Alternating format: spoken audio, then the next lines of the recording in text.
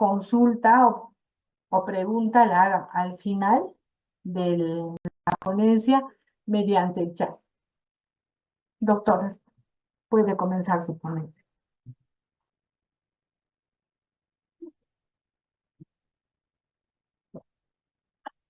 Muy buenas tardes con todos los presentes. Bueno, con grata alegría el día de hoy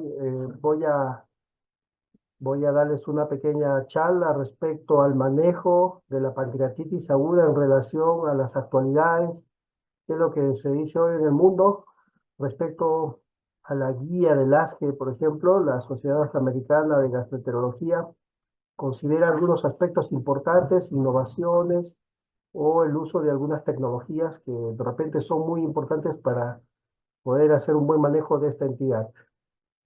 Bueno,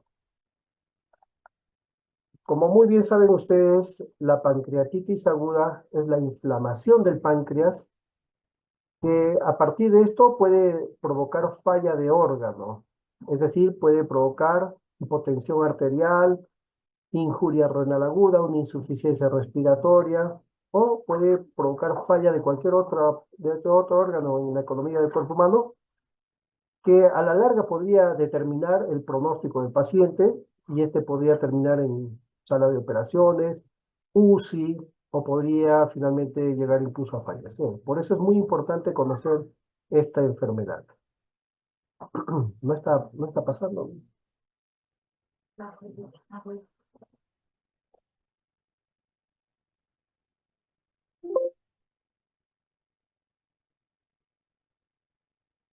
Mira, muy bien. Bueno, rápidamente. Como ustedes pueden ver acá en la imagen, tenemos el páncreas, un órgano retroperitoneal que tiene una íntima ubicación posterior que puede estar en contacto con la cara posterior del estómago, grandes vasos, aorta, vena cava, riñones, por encima del diafragma y cercanamente también con el peritoneo y también con la pleura, ¿no? Este órgano, al ser tan retroperitoneal, suele manifestar síntomas que muchas veces no son bien evaluados en la emergencia y pueden llevar más adelante a una complicación posterior a este problema, ¿no? El día de hoy vamos a hablar básicamente de la etiología, la fisiopatología clínica, diagnóstico, vamos a priorizar los criterios de severidad y finalmente las actualidades en el manejo del tratamiento, ¿no? Muy bien. Respecto a la etiología, en el Perú y en la gran parte del mundo, la causa más frecuente de pancreatitis aguda es la litiasis biliar. Representa el 40% de todo. Y seguida del alcoholismo, ¿no? La causa idiopática hoy por hoy se está reduciendo a su mínima expresión debido a que existe más tecnología, biotecnología en el diagnóstico, tanto laboratorial como imagenológico. Pero también existen otras causas como la metabólica, por hiperlipidemia, hipercalcemia, fibrosis quística, lesiones anatómicas o funcionales, como el caso del páncreas divisum, donde embriológicamente la yema ventral y la dorsal no se fusionan y determinan una anomalía pancreática, ¿no? Las estenosis, tumores ductales, obstrucciones de la ampolla por disfunción del ODI, entre otros. Problemas mecánicos como el trauma abdominal. Es muy frecuente ver a un niño, ¿no? Que está manejando un triciclo, se accidenta, golpea el abdomen, puede debutar una pancreatitis traumática, ¿no? Lesiones intraoperatorias, entre otros. El uso de drogas, ¿no? A la cabeza la satioprina, los diuréticos, los tiazídicos, la pentamidina, las sulfadaminas, corticoides, furosemida podrían provocar pancreatitis aguda, ¿no? Causas infecciosas y tóxicas, por ejemplo, la papera, el virus de hepatitis B, A, el SARS-CoV-2, hoy por hoy que ya hemos pasado una pandemia, también hay cuadros de pancreatitis aguda secundaria a esto, citomegalovirus, los ascaris o algunos parásitos que pueden obstruir el conducto de Ori, el veneno de escorpión, insecticidas, anticolinesterasas, entre otros. Causas isquémicas, posterior a la cirugía cardíaca, vasculitis, entre muchas otras causas, ¿no? Para nuestro medio, la causa más frecuente de pancreatitis aguda es la biliar, es decir, un cálculo que ha viajado por el colédoco y se ha enclavado en la ampolla de váter. Entonces, en consideración a la causa biliar, nosotros tenemos que conocer un poco sobre la fisiopatología para poder entender bien el manejo o la terapia más moderna, ¿no?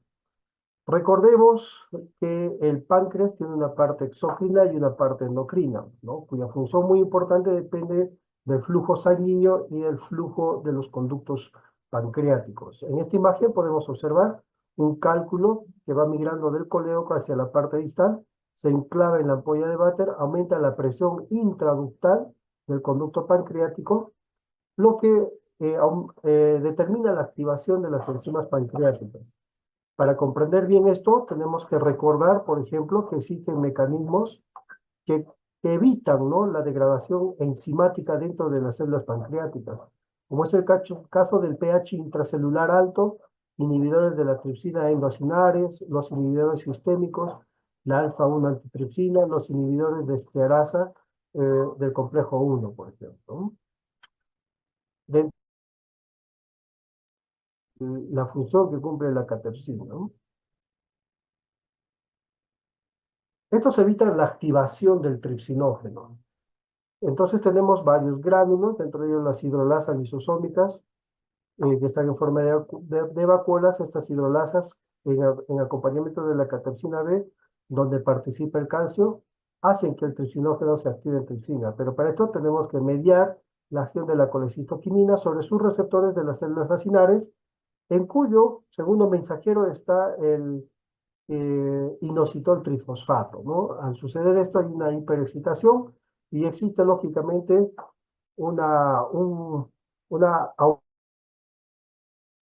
segundos mensajeros, como es el caso del ácido nicotínico, dinucleótido fosfato, la adenosina 5-difosfato ribosa cíclico. Estos al aumentar van a predisponer una mayor acción de las células acinares. Recordemos que las células acinares contienen las enzimas pancreáticas y están en íntimo contacto con los conductos pancreáticos.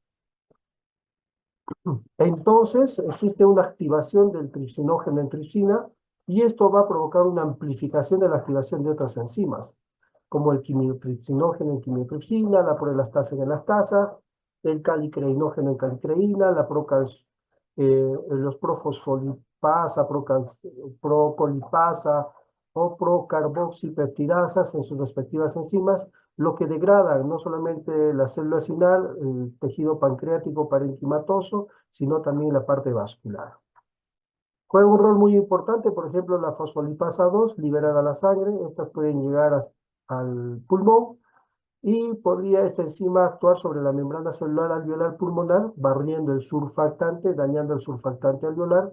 El surfactante alveolar normalmente evita el colapso alveolar, entonces al barrer esto va a haber un colapso alveolar. Aquí juega un rol muy importante la lecitina, ¿no? Y la isolecitina, que suele ser tóxica. Al haber colapso, el pulmón lógicamente va a provocar un distrés respiratorio del adulto que provocaría un problema de dificultad respiratoria, polimia, taquinia y podría confundirlo con cuadros neumónicos. Entonces existen mediadores como el factor de necrosis tumoral alfa y la interleucina 1B que producen selectinas.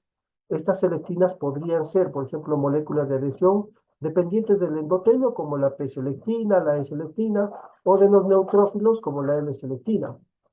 Los que activan leucocitos, estimulan la migración celular, provocan mayor inflamación y mayor síndrome de distrés respiratorio del adulto. Lógicamente, el cuerpo ante a esta respuesta inflamatoria, proinflamatoria, existe también la liberación de citocinas antiinflamatorias, ¿no? Dentro de las proinflamatorias tenemos la interleucina 1B, la interleucina 6, la interleucina 8 y el factor de necrosis tumoral alfa. Y los antiinflamatorios, el factor de necrosis tumoral R, la interleucina 1 y la interleucina 10. En este proceso inflamatorio, lógicamente, los linfocitos CD4 y auxiliares T helper tipo 1 producen más citocinas. Hay factores activadores de plaquetas que reclutan células inflamatorias, inducen la producción de amilasa. También en la sustancia P, que es una sustancia inflamatoria, actúa sobre los receptores del natural killer, ¿no? Las caspasas también activan las interleucinas de tipo 1. Todo esto provoca mayor inflamación. Por otro lado, la interleucina 1B, la interleucina 6 y el factor de necrosis tumoral alfa van al hígado, liberan la proteína C reactiva y el fibrinógeno. Ustedes consideren que el PCR cuantitativo, ¿no?, es un factor de severidad, sobre todo cuando este supera los 150 de valor. Y este fibrinógeno se une a la fosfocolina activando el sistema de complemento, ¿no?, y empeorando el proceso inflamatorio. Y es también alto conocido que los radicales libres también provocan un proceso inflamatorio, un daño directo, aumenta el tromboxano, vasoconstricción, agregación plaquetaria, los leucotrienos activan más leucocitos y empeora el cuadro inflamatorio. Al final, el paciente manifiesta en un inicio un síndrome de respuesta inflamatorio sistémico. Es decir, el paciente puede llegar con fiebre, hipotermia, o puede llegar con leucocitosis, leucopenia, o desviación a la izquierda, puede llegar con taquipnea, ¿no?, o taquicardia, y estamos con 2 criterios o más de estos, con un cuadro de SIRS, sin necesariamente tener un proceso infeccioso. ¿Eso qué significa? Que los primeros días, 72 horas, hasta la semana, el paciente puede manifestar fiebre, dificultad respiratoria, tener una placa radiográfica con atelectasias, focos neumónicos, derrame pleural y demás, y no tratarse de una neumonía, sino tratarse de un cuadro de SIRS. Por eso es importante no iniciar de antibióticos. No existe el antibiótico profilaxis en pancreatitis aguda. La fiebre, ¿no?, por liberación de los pirógenos endógenos.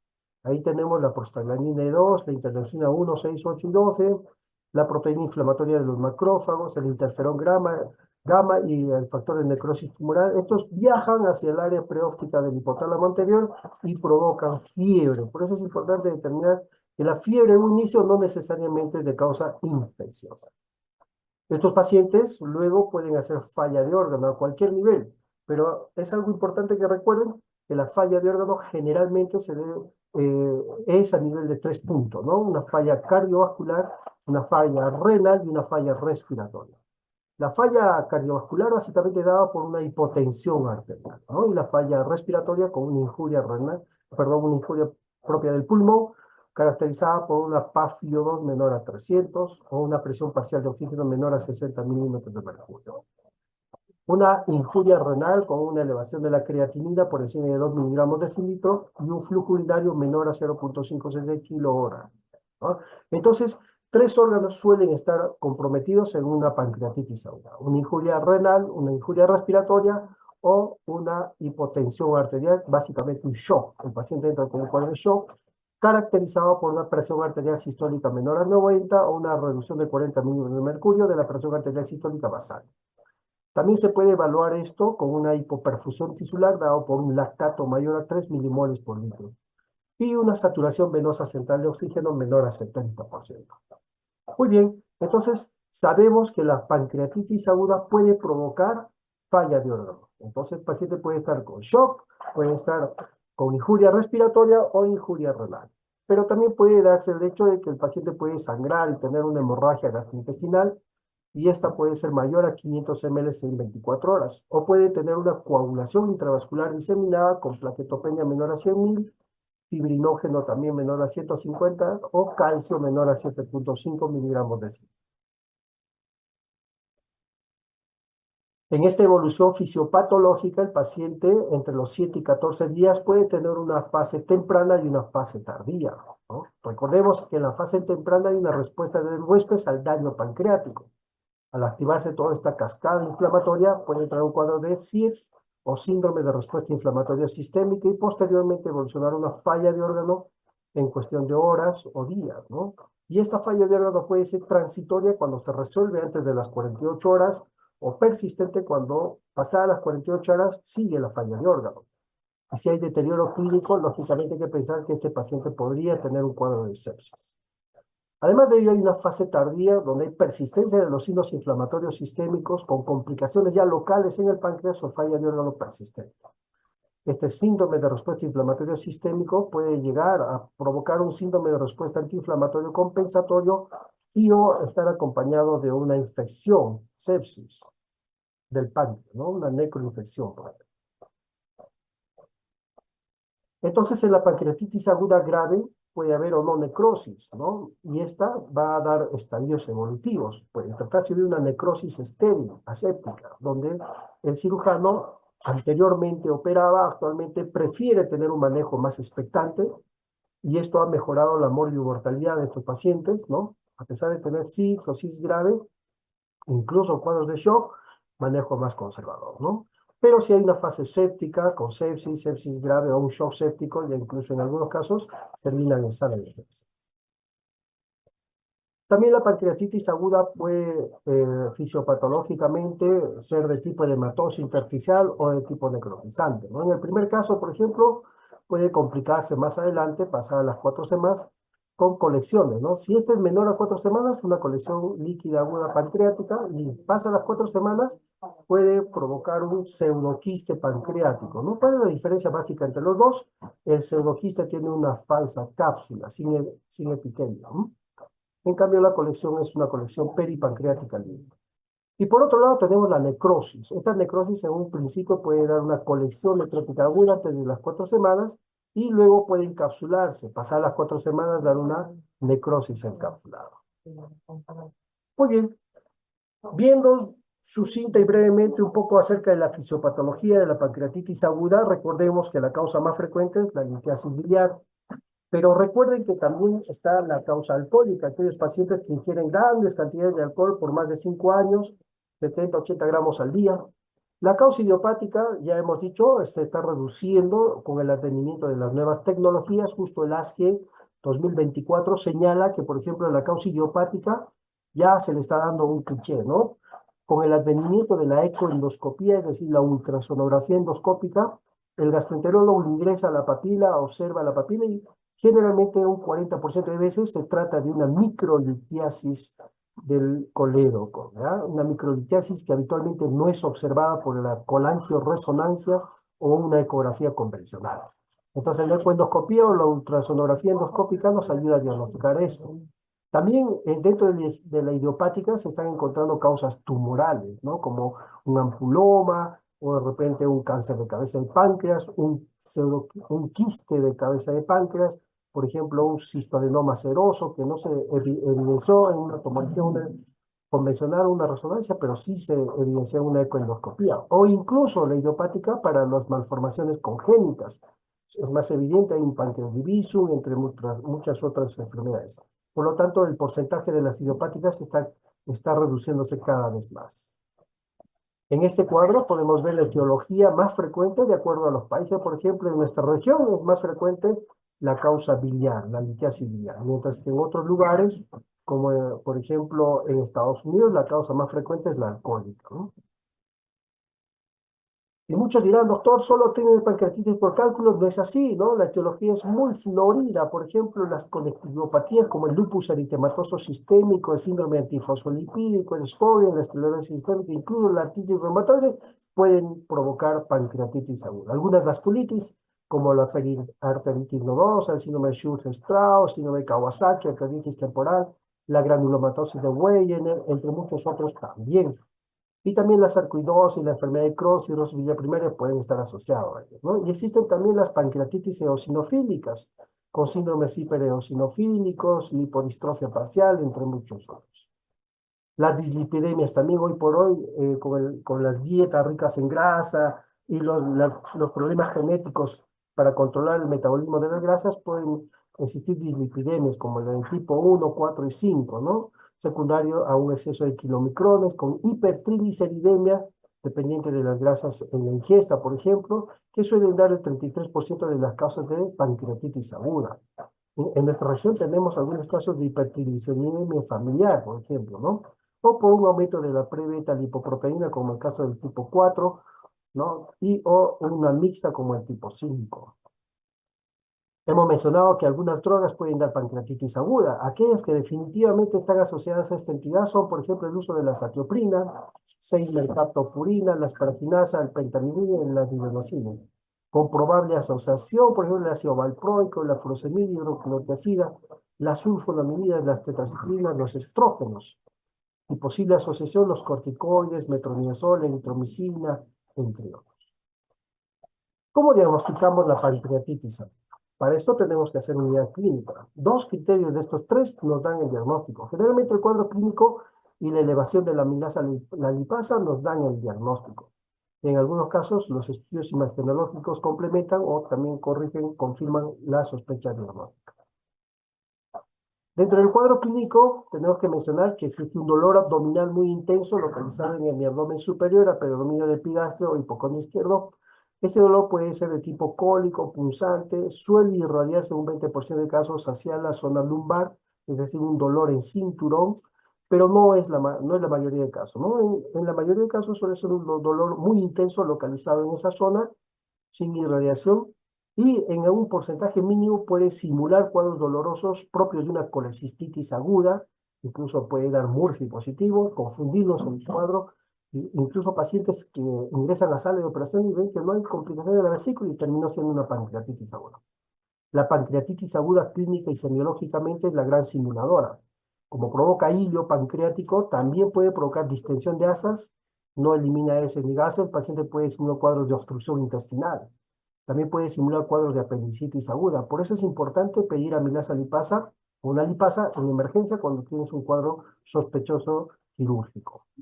Acompañado generalmente de náuseas, vómitos, el paciente suele comentar que haya estado ingiriendo bebidas alcohólicas o ha ingerido alimentos copiosos ricos en grasa. El abdomen suele los ruidos hidroaéreos estar disminuidos y en estadios más tardíos puede haber equimosis en flancos, conocido como el síndrome de Grey-Turner, o equimosis periumbilical, como el síndrome de Cullen, o a nivel del ligamento inguinal, el famoso signo de Fox, ya en estadios tardíos. Esto se suele ver cuando hay un paciente referido de una zona lejana al hospital, ya con 2 o 3 semanas de diagnóstico tardío, ¿no? Entonces, para el estudio laboratorial es importante pedir una amilasa y una lipasa. Recordemos que la amilasa tiene una sensibilidad de 82% y una sensibilidad de 91%. Suele elevarse por encima de 3 veces el valor superior normal. Se eleva generalmente 12 horas después y luego se normaliza al tercer, quinto día, teniendo un pico a las 48 horas. Entonces, al disminuir al tercer, quinto día, un paciente con dolor abdominal de una semana, no conviene pedir amilasa, sino más bien una lipasa, ¿no? Valores por encima de 400 miligramos de cilitro, entre 3 a 4 veces su valor superior, y solo permanecen elevados 2, 3 hasta 5 días de ocurrir el cuadro. Suele haber cuadros de hiperamilasemia, por ejemplo, enfermedad renal crónica, donde está recirculando la amilasa, en problemas de parotiditis y úlcera perforada, colecistitis, peritonitis. Pueden darnos también falsos datos de elevación de la amilasa. Si tú encuentras una amilasa por encima de 1000, lo más probable es que sí sea por una pancreatitis aguda. Mientras que la lipasa tiene una mayor sensibilidad y especificidad, llegando a un 95% de casos, ¿no? Se eleva 2 a 3 veces su valor superior normal, se eleva hasta los 7, 14 días después de iniciar el cuadro de pancreatitis aguda, ¿no? Si tenemos una lipasa mayor a 200 miligramos de cilitro, probablemente sea ya el diagnóstico certero, ¿no? Alto índice de sospecha de una pancreatitis aguda. Pero también poco habitualmente puede estar elevado en muchos otros problemas. Variables. El apoyo diagnóstico por imágenes es importante en la pancreatitis aguda. Por ejemplo, una radiografía nos da los signos radiológicos sugestivos de pancreatitis, incluyendo radiografía de tórax, abdomen, para ver si hay hilio segmentario intestino delgado, el asa sentinela, dilatación de colon, margen del psoas alterado, efusión pleural, derrame pleural, calcificaciones pancreáticas, entre otros. 2 tercios de las radiografías de abdomen simple son normales, ¿no? Vean esta radiografía de un paciente con pancreatitis aguda al ingreso, con falla de órgano respiratorio, una insuficiencia renal de tipo 1, cuadros de atelectasia, elevación del diafragma, derrame pleural, infiltrados alveolares intersticiales. Este paciente, por ejemplo, ingresa con fiebre y leucocitosis. Lo primero que uno piensa es que podría ser una neumonía, ¿no? Pero hay que corregir esto y explicar a los médicos internistas que podría tratarse de un cuadro de pancreatitis aguda con falla de órgano, falla respiratoria, no necesariamente es infeccioso. La ecografía es muy importante, pero lamentablemente es operador dependiente. Es decir, un buen radiólogo, un buen radiólogo podría dar algunos indicios sobre la modificación morfológica del páncreas pasada las 72 horas de ecografía. Sin embargo, en la mayoría de veces no se suele ver el páncreas debido al meteorismo, ¿no? La importancia básica de la ecografía es observar la vía biliar, vesícula y colédoco, para ver si tiene dilatación o presencia de cálculos o no. En esta ecografía, por ejemplo, vemos patología biliar, ¿no? Cálculos dentro de la vesícula. Podemos observar un colédoco dilatado, también nos sirve para ver si tiene ascitis. Suele haber una mala visualización del páncreas en un 25-50% de casos, sobre todo cuando hay meteorismo intestinal, ¿no? Aquí observamos un páncreas, vemos los vasos esplénicos y por encima de este, la cabeza, cuerpo y cola del páncreas. También la ecografía es útil para observar complicaciones del páncreas, ¿no? Como el pseudoquiste pancreático. Ven acá una colección redonda anecogénica con pseudopared, ¿no? Muy bien, entonces la pancreatitis severa, 20% de casos pasan de una pancreatitis aguda a severa, tiene una alta mortalidad, en 10 a 25% de casos, sobre todo cuando hay necrosis infecciosas, y se hospitalizan, ¿no? Pasadas las 2 semanas suelen pasar a UCI.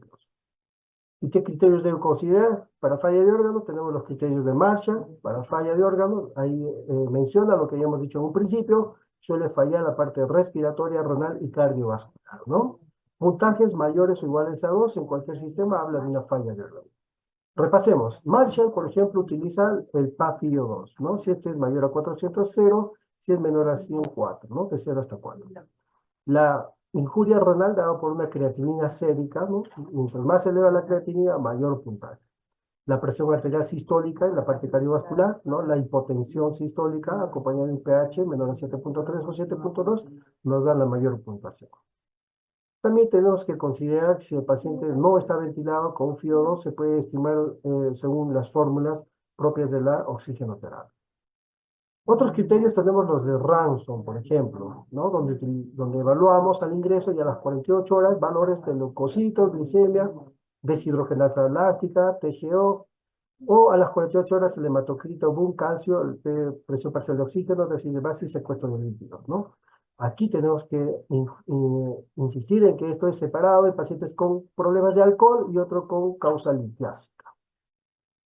El Apache 2 es altamente utilizado, sobre todo en unidades de cuidados intensivos, cuya puntuación puede variar y dar mortalidad, ¿no? Este es un predictor de score de mortalidad, sobre todo si este es mayor o igual a 8, ¿no? Comprende varias variables fisiológicas, como la presión arterial media, temperatura, presión cardíaca, entre otros, y laboratoriales. Depende de la edad y comorbilidad del paciente, ¿no? Y esto se modificó, el Apache O le agregó la O de obesidad, es decir, si usted tiene en la emergencia un paciente obeso con pancreatitis aguda, vaya buscándole una camita UCI, ¿no?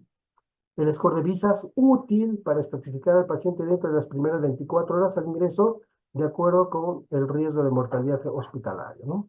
Aquí evaluamos el BOOM, nitrógeno ureico, el I de Impaired, que es el deterioro del estado mental. El paciente se evalúa en la escala de Glasgow. El S de SIRS, ¿no? Síndrome de respuesta inflamatoria sistémico, y el AACE, que es la edad mayor a 60 años, y P de pleura perfusión o derrame pleural. Este acrónimo, bueno, esquemáticamente es práctico y útil para este score, ¿no? El SIRS ya hemos definido por la temperatura menor a 36 o mayor a 38, frecuencia cardíaca mayor a 90, respiratoria mayor a 20, respiraciones por minuto o presión parcial de CO2 menor a 32. Los leucocitos por encima de 12.000 o leucopenia menor de 4.000 o desviación a la izquierda, ¿no? Más de 3 puntos nos habla de una pancreatitis aguda grave, es decir, mayor mortalidad. Dentro de los predictores de severidad, la PCR juega un rol muy importante. Si este es mayor a 150 miligramos litro, alcanza niveles máximos al tercer cuarto día cuando comienza a descender también, ¿no? Entonces, vamos a ver estos criterios de severidad según los criterios de Atlanta, Estados Unidos, los actuales para el 2024, según el ASGE, y la falla de órgano durante la primera semana que no remite a las 48 horas. Repasemos. La falla de órgano básicamente está dado por falla cardiovascular, respiratoria y renal. Punto, ¿no? Shock, con una presión arterial sistólica menor a 90 milímetros de mercurio, o una disminución de 40 milímetros de mercurio de la presión arterial basal sistólica. Hipoperfusión tisular con lactato mayor a 3 milimoles litro, o una saturación venosa central de oxígeno menor a 70. La insuficiencia respiratoria con una PaFi2 menor a 300 o una presión parcial de oxígeno menor a 60 milímetros de mercurio. La injuria renal dada por una elevación de la creatinina por encima de 2 miligramos de decilitro o un flujo urinario menor a 0,5 cc kilo hora, evaluado a las 6, 12 y 24 horas, ¿no? Hemorragias gastrointestinales mayores a 500 ml en 24 horas, coagulación intravascular diseminada, hipocalcemia o alteraciones de la conciencia. Otros criterios de severidad tenemos el Ransom mayor o igual a 3, Apache 2 mayor o igual a 8, o el Apache O mayor a 6, el VISA mayor a 3. Criterios tomográficos como el Baltasar de criterios de necrosis, PCR mayor a 150, derrame pleural, líquido libre peritoneo y habla de un cuadro de severidad. La obesidad siempre a la cabeza con un índice de masa corporal mayor a 30. Paciente obeso y alcohólico, hay que buscarle camita en UCI. También complicaciones locales, si ya ves abscesos, pseudoquistes, necrosis, ya habla de severidad. Respecto a la tomografía, ¿qué se dice? La tomografía desempeña un rol importante, pero brinda alteraciones morfoestructurales pasadas las 72 horas generalmente, ¿no? Entonces, cuando le pido tomografía, pasadas las 72 horas del cuadro de pancreatitis aguda. Recién voy a ver signos de daño local o perilocal, ¿no?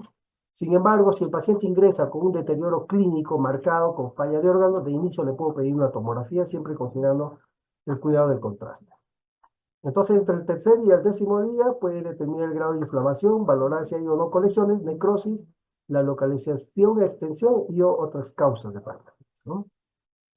Acá tenemos el Baltasar, todavía A para pancreas normal, B aumenta el tamaño focal, C compromiso peripancreático, D una colección, E dos colecciones. Y para la necrosis, si esta tiene 0, menos de 30, 30 del 50% o más del 50% de necrosis. Se suman las puntuaciones y vemos la severidad. Y respecto a la falla de órganos, si falla alguno de los órganos y este se resuelve antes de las 48 horas, le damos la definición de falla de órgano transitoria. Si pasan las 48 horas persiste, hay deterioro clínico, hablamos de una falla de órgano permanente. Y cuando decimos que la pancreatitis aguda potencialmente es grave, se define así cuando la pancreatitis presenta uno o más fallas de órganos en forma persistente, es decir, hipotensión, insuficiencia respiratoria, injuria renal, que no se resuelve en un periodo corto de tiempo, pasa las 48 horas, esto es potencialmente grave, hay que tener mucho cuidado.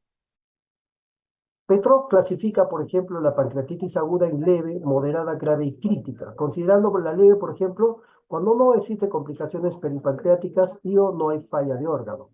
Moderada cuando hay una complicación peripancreática estéril, pero sí, o en este caso, si hay falla de órgano, este es transitorio. Y la grave cuando hay una complicación peripancreática de causa infecciosa o puede haber falla de órgano persistente. Y en la crítica hay ambas situaciones, ¿no? Complicaciones peripancreáticas infecciosas, ¿no? Dadas básicamente por una infección del páncreas con una tomografía llena de gases, o de repente una punción con aguja fina donde hay cultivo positivo, o clínicamente hay deterioro con un cuadro séptico, ¿no? En ese caso, asociado ya siempre a una falla de órgano persistente, entonces ya estamos hablando de una pancreatitis aguda crítica. Muy bien, para el tratamiento de la pancreatitis aguda vamos a utilizar este acrónimo, la palabra páncreas, donde se resume todas las actitudes terapéuticas en el manejo de esta pancreatitis, ¿no? Son 8 medidas terapéuticas fáciles de recordar con este acrónimo, ¿ya? Páncreas, no se olviden. La P de perfusión, A de analgesia, N de nutrición, C de clínica de evolución, es importante la evolución del paciente, R de radiología diagnóstica, E de RCP o la CEPRE, cuando sea si no, antibiótico terapia A, S de surgery, cirugía. Empecemos con la perfusión. Es importante perfundir al paciente, para eso es recomendable utilizar cristaloides, si a la mano tiene lactato rígido, mejor aún, y si no, cristaloides como el cloruro de sodio, ¿no? Una perfusión a una velocidad de perfusión de 5 a 10 ml kilo hora, se puede dar volúmenes entre 2.500 hasta 4 litros en 24 horas, ya teniendo el cuidado de las comorbilidades del paciente. Si tiene una pancreatitis aguda con paciente con problema cardíaco renal, entonces se vigila los volúmenes, no es necesario perfundir mucho. Pero si es un paciente sin comorbilidad, se puede utilizar esta velocidad de perfusión y estos volúmenes. ¿Por qué es importante la perfusión? Muy importante, sobre todo, para evitar la vasoconstricción, ¿no? Y mantener una buena perfusión tisular, una buena alimentación de las células, ¿no? Básicamente, evitar la hipoperfusión tisular. La analgesia, hoy por hoy se sabe que la analgesia es florida, se puede usar AINES, incluso opioides. No existe ese tabú, ¿no? De que no uses opioides porque puede provocar espasmo de Lodi, lo que decían los textos antiguos 10 años atrás, ¿no? Con el advenimiento de las nuevas tecnologías, la ecoendoscopía, la ultrasonografía endoscópica, ¿no? Se ha determinado, por ejemplo, que la ampolla de váter no da ese famoso espasmo del odio con el uso de los opioides, debido a que anatómicamente la ampolla de Vater tiene receptores muy kappa, tipo 3, 4 respectivamente, menores a los animales de experimentación o cobayos que se hicieron años atrás, ¿no? Por lo tanto, sí se puede utilizar en la analgesia, por ejemplo, tramadol, meperidina, morfina, se puede asociar a los antiinflamatorios no esteroideos, etcétera. Y respecto a la nutrición, ¿qué dice la guía ASCO, no? Se debe de alimentar precozmente al paciente. Si es una pancreatitis leve, ya se puede iniciar dieta oral si el paciente no manifiesta dolor abdominal y presenta ruidos y ruidos. Se reserva, por ejemplo, el uso de la nutrición enteral precoz antes de las 48 horas a aquellos pacientes que tienen una gastroparesia pancreática o de repente tienen un hilo pancreático, se puede asociar un prokinético y una sonda nasoyeyunal, ¿no? Pero si el paciente pasada la semana persiste con náuseas, vómitos, intolerancia a pesar de la sonda nasoyeyunal, se puede usar la nutrición parenteral. Siempre mixta, es decir, parenteral y enteral, no importa goteo mínimo. ¿Y qué puedes utilizar? Puedes utilizar el osmolai a una dosis de 20 cc horas, por ejemplo, en un inicio, y luego se puede agregar 5 cc hora cada día, de acuerdo a la evolución, ¿no? Entonces es importante valorar la nutrición enteral precoz debido a que el paciente evita atrofia de vellosidades intestinales y la translocación bacteriana. La translocación bacteriana es muy peligrosa porque las bacterias por vía sanguínea pueden llegar a un páncreas necrosado y podría tener una necroinfección. Entonces la nutrición enteral precoz es muy importante, ¿no? No hay que mantener en NPO mucho tiempo a los pacientes, ¿no? Antiguamente se mantenían los pacientes 1 a 2 semanas en NPO, luego debutaban con cuadros de necrosis, infección, terminaban en sala de operaciones y la mortalidad era alta. Hoy por hoy es al revés. Se nutre el paciente precozmente, ¿no? Viendo esos parámetros muy importantes, que haya ruidos hidroaéreos, que haya calmado el dolor, se inicia la dieta, ya sea por vía oral o también por vía pues, sonda nasoyeyunal o parenteral mixta, dependiendo de los criterios del caso. La nutrición evita la translocación bacteriana y los pacientes evolucionan favorablemente. En su mayoría es raro ver una pancreatitis complicada. La evolución clínica es muy importante, no hay que pasar visita diario al paciente, conocerlo desde un inicio.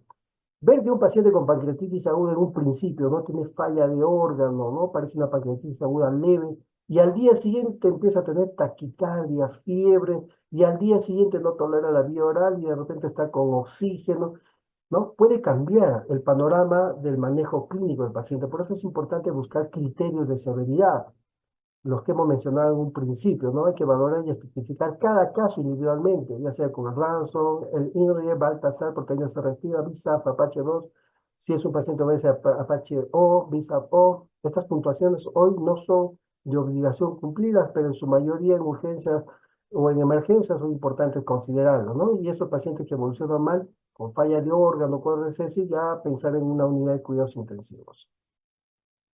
Los estudios radiológicos hemos mencionado como la ecografía, la tomografía, la resonancia magnética, la ecoendoscopía para el ASCE10, muy importante para ver el diagnóstico de esas pancreatitis recurrentes o pancreatitis idiopáticas con microcálculos a nivel del esfínter de Oddi, ¿no? La ultrasonografía importante para el diagnóstico, por ejemplo, de tumoraciones poco perceptibles a la tomografía o ecografía de la cabeza del páncreas y demás, son herramientas muy importantes, ¿no? PERCIPI o la CEPRE, la colangiopancreatografía retroendoscópica, se debe de hacer antes de las 24 horas si el paciente tiene cuadros de colangitis aguda. Es decir, una indicación absoluta de CEPRE en un paciente con pancreatitis aguda es que tenga colangitis aguda. Si este paciente está con escalofrío, fiebre, cumple criterios de Tokio propios de una colangitis aguda, entonces se puede hacer la CEPRE de inmediato. Otra indicación, ¿no? Todavía relativa, pero también indicación, es que se demuestre que haya un cálculo enclavado en la polla de Vater, ya sea por una colangioresonancia, una ecoendoscopía, y luego laboratoriamente eleve los valores de la bilirrubina, la gamma-glutamina, la fosfatasa alcalina, nos dé un patrón colestático, el paciente está histérico, con mucho dolor, entonces se podría bajar la presión intraductal liberando el cálculo por CEPRE. Pero la indicación absoluta es que tenga colangitis aguda. Muy bien, entonces tenemos muchas indicaciones para el manejo, ¿no? Del paciente con pancreatitis aguda, ¿no? ¿Y cuándo damos antibióticos? No existe el antibiótico profilaxis. Por favor, de un inicio no se le da antibióticos, solo si hay un cuadro infeccioso, ¿no? Y cuando demostramos que hay una infección en el páncreas, por ejemplo, si el paciente en una tomografía encuentra gas, aire dentro del páncreas, ¿no? Peripancreático. O con una punción con aguja fina y un cultivo positivo, ¿no? O también con un deterioro clínico, es decir, un paciente que pasada las semanas persiste con fiebre, no mejora, está deteriorando clínicamente, tienes que sospechar que puede estar con cuadro de sepsis. Entonces, o cuando tiene una presión intraabdominal incrementada, un proceso infeccioso no solamente pancreático. También hay que buscar causas extrapancreáticas de infección, por ejemplo, una neumonía intrahospitalaria, infecciones del tracto urinario. Recuerde que se lo coloca sonda de vigilancia, es un cuadro severo, entonces focos infecciosos, el catéter venoso central y demás. Una vez desfocalizado, ¿qué antibióticos llegan bien al páncreas? El imipenem, ¿no? Puedes usar también ofloxacino, ciprometronidazol, entre otros.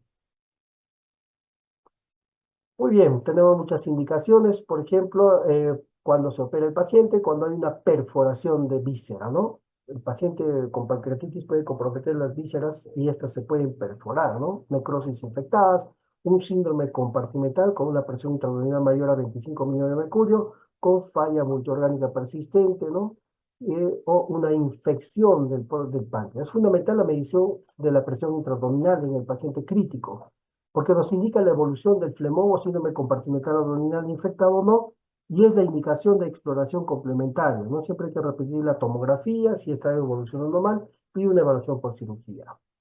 En el curso natural de la pancreatitis aguda con necrosis, la tasa de infección oscila en un 40 a 70%, y las necrosis estériles se pueden manejar de modo conservador, siempre. ¿No? Existe también terapia mínimamente invasiva, como la necrosectomía pancreática mínimamente invasiva, denominada step down, dado por el radiólogo intervencionista. Este es un método complementario a la necrosectomía abierta. Y el step up, la necrosectomía abierta, tras el fracaso de la mínimamente invasiva, ¿no? Entonces, el mensaje importante es intentar ganar tiempo antes de la cirugía, posponiendo lo máximo posible siempre que el estado del paciente lo permita, y que la necrosectomía por sí misma podría ser menos importante que obtener un drenaje adecuado, ¿no? Los pseudoaneurismas de los vasos circulantes sin o con hemorragia pueden tratarse también con técnicas de embolización radiológica, y cuando se trata de resolver la litiasis o microlitiasis vesicular, se prefiere una cirugía diferida luego del episodio de pancreatitis aguda, ¿no? Si esta es leve, 5 a 7 días. Si es grave, la primera semana, sexta semana. Y si este paciente tiene microlitiasis o cálculos en el colédoco, hacerle primero una CEPRE y luego una COLELAP. Es decir, entra la emergencia por pancreatitis aguda de causa biliar, tiene que salir operado de la vesícula. Muchísimas gracias por vuestra atención. Espero que tengan muchas dudas y algunas preguntas. Gustoso para resolverlas. Gracias.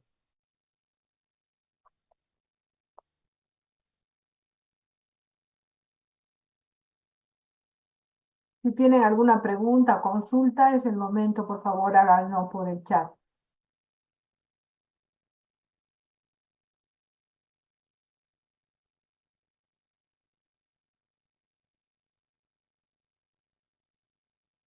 Recuerden que la pancreatitis aguda es una enfermedad que parte de la inflamación del páncreas y puede dar compromiso sistémico.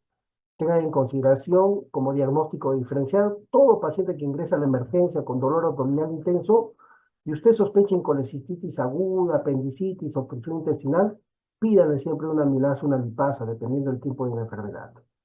Dice aquí, a ver, doctor Rubén, buen día. En caso de una pancreatitis necrótica infectada, ¿cuánto tiempo de antibiótico terapia se brinda al paciente? Muy bien, eso es muy variable, ¿no? Primero tú tienes que estar seguro que es un caso de pancreatitis necrotizante, ¿no? Eh, Actualmente las necrosis suelen ser asépticas hasta un 40-80% de casos. Al ser asépticas, el manejo es más conservador. Si usted diagnostica una pancreatitis necrótica con infección, ya sea por una tomografía, de repente ves gas dentro del peripancreático, o de repente le haces una punción con aguja fina y determinas que hay un cultivo positivo, o hay un deterioro clínico, en este caso lo inicias ante la mínima sospecha, el deterioro clínico con falla de órgano, persiste con fiebre y has desfocalizado un cuadro infeccioso de otra parte extrapancreática, no tiene neumonía, no tiene infección urinaria, no tiene infección de catéter venoso central, etcétera, piensas que puede ser pancreático, le inicias antibiótico, ¿no? El tiempo puede variar desde unos días hasta semanas y considerando la evaluación del cirujano, ¿no? puede remitir en su mayoría con la antibiótico terapia y en algunos hay deterioro clínico, puede entrar incluso a sala de operaciones.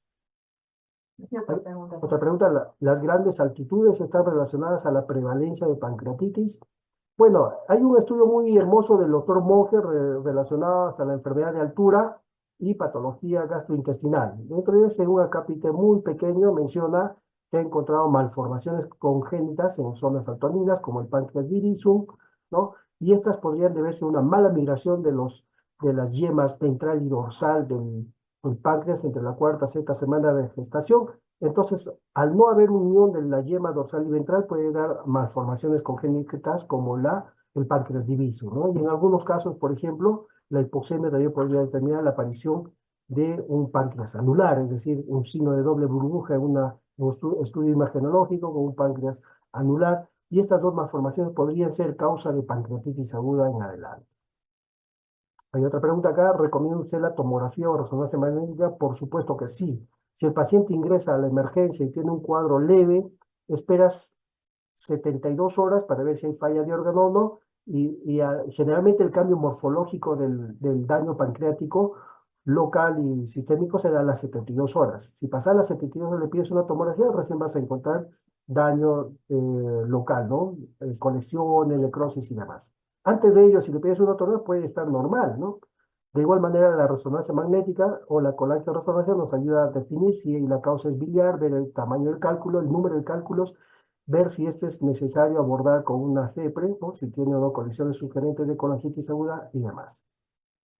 Hoy por hoy, con el advenimiento de las nuevas tecnologías y el ASCE del año 2024, recomiendan el uso de la ecoendoscopía, por ejemplo. El ecoendoscopio es una herramienta muy útil en el manejo de la pancreatitis aguda, en un inicio y finalmente para definir el tratamiento.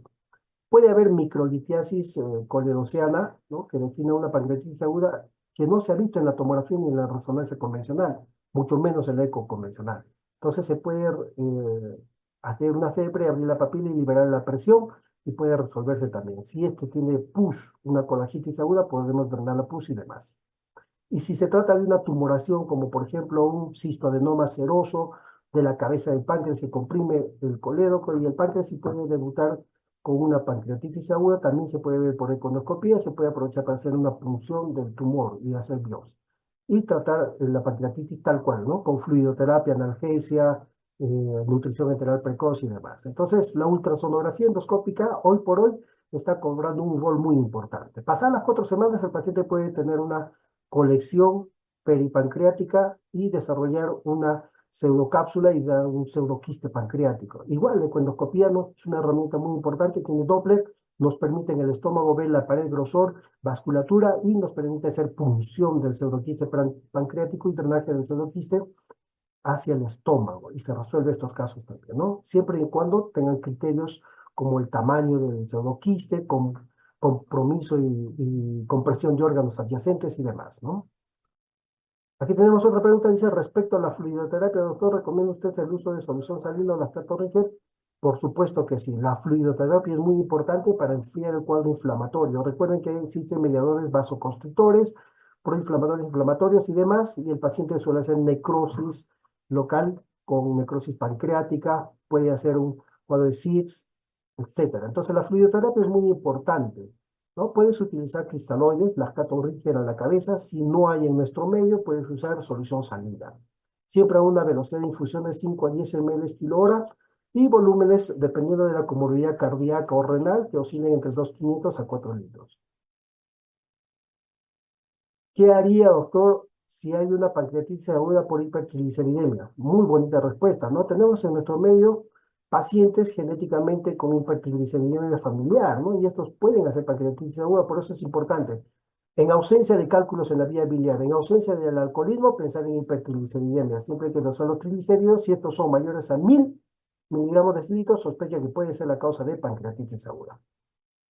En este caso, se puede usar heparina, se puede utilizar, ¿no? Insulina a dosis adecuadas para poder mover los triglicéridos hacia la luz vascular y luego estos ser absorbidos y degradados por las enzimas, ¿no? ¿Alguna otra pregunta, jóvenes? Bueno, no habiendo más preguntas, el tema de pancreatitis aguda es un tema muy extenso. Solo hablar de nutrición nos demandaría una semana. O cuadros quirúrgicos, complicaciones post-pancreatitis aguda, como colecciones pancreáticas, necrosis, colecciones necróticas, necroinfecciosas, demandaría una semana, un mes, la semana o un mes de pancreatitis aguda. Es un tema muy extenso. Este es un breve resumen de todo lo que hemos querido conversar. Solo en fisiopatología nos demandaría 12 horas en explicarles toda la fisiopatología. Les agradezco por vuestra atención. Espero que este sea un motivo, un estímulo para que ustedes investiguen un poco más respecto al tema. Buenas tardes. Agradecemos a la excelente participación del doctor Ulises y también los invitamos a poder reforzar esta ponencia entrando a la página del hospital o al YouTube